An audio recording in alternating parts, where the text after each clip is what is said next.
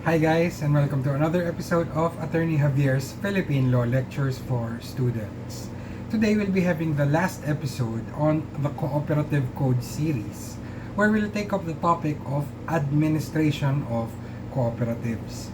Specifically, we'll take up the rules on the General Assembly, Board of Directors, Officers, and various committees. So if you like my videos and you want to see more, please hit the subscribe button. Also, please remember that this is only for educational purposes and is not a substitute for proper legal advice or for studying and understanding the law. A like on this or any of my other videos would also be greatly appreciated. Now let's begin. So far, we've discussed the nature, attributes, powers, responsibilities, and the incidents in the life of a cooperative, from how to form up to how to dissolve and wind up their affairs. We've also learned that a cooperative is an artificial entity which has a juridical personality separate and distinct from the directors, officers, and members that compose it. Being such an artificial being, it certainly cannot perform physical acts, such as managing its own business, which begs the question, how does a cooperative administer or manage its affairs? We first distinguish. When it comes to running the day-to-day affairs of the cooperative, the law in Article 37 says that unless otherwise provided in the bylaws, the direction and management of the affairs of a cooperative shall be vested in a board of directors. Nevertheless, the board is not the ultimate authority within the cooperative, as the law names the General Assembly as the highest policy-making body of the cooperative.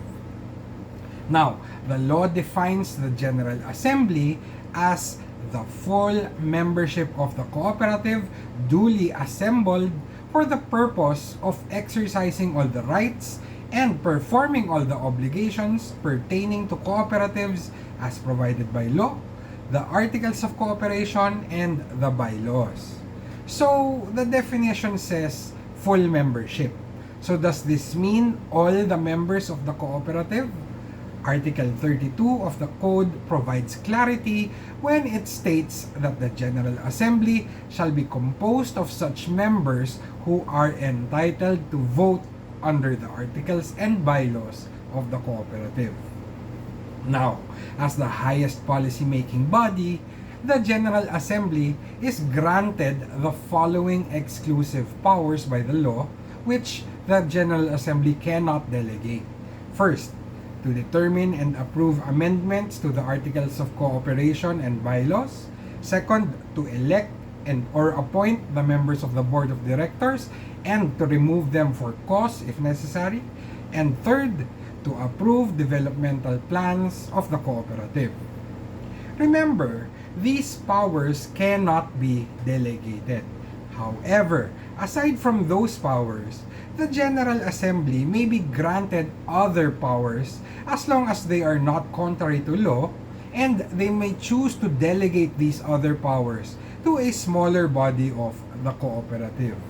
How? By a vote of 3/4 of all its members with voting rights present and constituting a quorum. These powers shall be enumerated under the bylaws of the cooperative. Now, here are some noteworthy matters which are submitted for the voting of the General Assembly.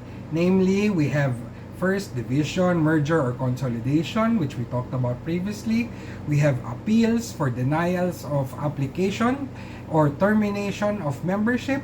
We also have election, removal, granting of compensation other than per diems, filling of vacancies in case there is no quorum of directors.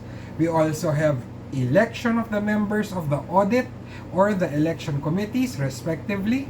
We also have ratification of a contract of the cooperative with its director under Article 47, or of an opportunity acquired by a director which should belong to the cooperative under Article 48.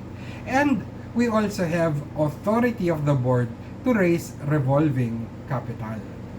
Remember, this list is not exclusive, as other matters may still be submitted to the General Assembly for their approval, as may be provided by law, by the articles, or by the bylaws of the cooperative. Now, how does the General Assembly act on those matters submitted to it for voting or approval? Well, since the assembly is composed of several individuals, they must hold and attend meetings. And there are two kinds. We have the regular and special meetings. Regular meetings must be held by the General Assembly annually, okay, at least once a year. And this may be on any date fixed in the bylaws. But if no date is fixed, then the regular meeting should be held on any date within 90 days after the close of each fiscal year. In all cases, notice of regular meetings have to be sent in writing by posting, publication, or electronic means to all members of record. But these members, they can expressly or impliedly waive this notice.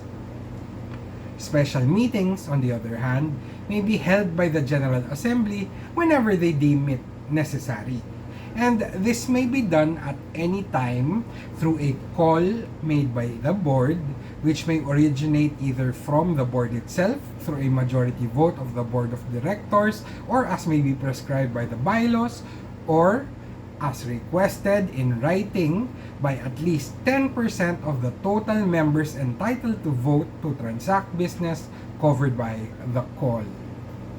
Special meetings may also be called by the Cooperative Development Authority, or CDA for short, okay, for the purpose of reporting the result of any examination or other investigation of the cooperative's affairs to the members. Same as with regular meetings, notice must still be sent for special meetings at least 1 week prior to the meeting, and it should be addressed to all members entitled to vote. Once again, the members have the choice to expressly or impliedly waive the notice. Now, in order for these meetings to proceed, a quorum, or the minimum number of members, must be present. And what is this minimum number? According to Article 35, a quorum exists when at least 25% of all the members entitled to vote are present. However, that is only the general rule, as quorum rules may vary depending on the type of cooperative, such as in electric or cooperative banks. Now, after determining the existence of a quorum, to be able to pass upon the matters submitted to the General Assembly, they will have to vote.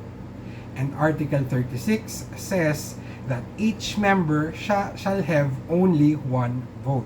And this is consistent with the cooperative principle of democratic member control of equal voting rights of one member, one vote. However, that is for primary cooperatives. For secondary or tertiary cooperatives, voting is done by delegates, which will be deemed as votes cast by the members they represent, who each have one basic vote and as many incentive votes as may be provided in the bylaws, but not to exceed 5 votes. The bylaws of secondary and tertiary cooperatives may also allow voting by proxy, where a delegate may vote on behalf of another delegate of the same cooperative. Now, subject to compliance with the rules I just mentioned, the law allows cooperatives to create their own rules and procedures on the agenda, time, place, and manner of calling, convening, and conducting meetings, quorum requirements, also voting systems, and other matters relative to the business affairs of the General Assembly, Board of Directors, and committees, as long as they are stated in the bylaws. Now, if the members of the cooperative are too numerous and dispersed, making the conduct of General Assembly meetings extremely difficult because there are simply too many, then the cooperative may adopt what is called a representative assembly. The representative assembly refers to the full membership of the body of representatives elected by each of the sectors, chapters, or districts of the cooperative. They are duly assembled for the purpose of exercising such powers lawfully delegated unto them by the General Assembly in accordance with the bylaws. Okay, so the representative assembly, as the word implies, represents the bigger membership of the General Assembly and exercises delegated powers which come from the General Assembly. As for the quorum requirement in a representative assembly, it's the same as with a General Assembly. Specifically, 25% of all representatives or delegates that is necessary for the representative assembly meeting. And the decisions of the representative assembly, they will be considered as valid cooperative acts. Okay? So, that's it for the General Assembly. And for the day-to-day affairs of the cooperative, this is handled by the board.